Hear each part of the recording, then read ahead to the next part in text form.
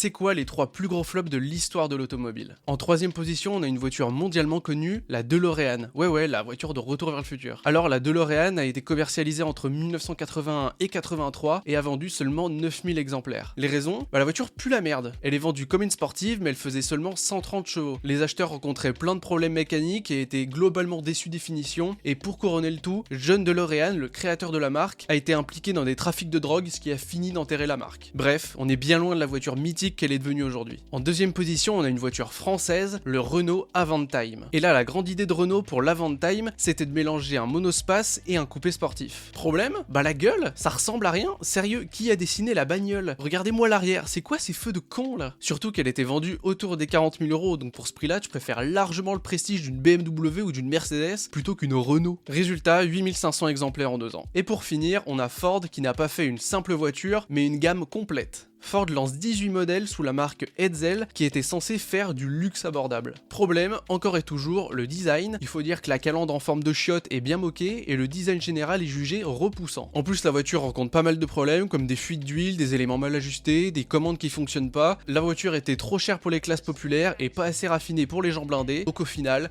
tout le monde s'en branle. Résultat, environ 100 000 véhicules vendus, ce qui, on pourrait se dire, est pas non plus dégueu. Le problème, c'est que Ford perdait environ 3000 $ par véhicule vendu, et si on rapporte ça au dollar actuel, ça fait environ 3 milliards de dollars perdus en 3 ans.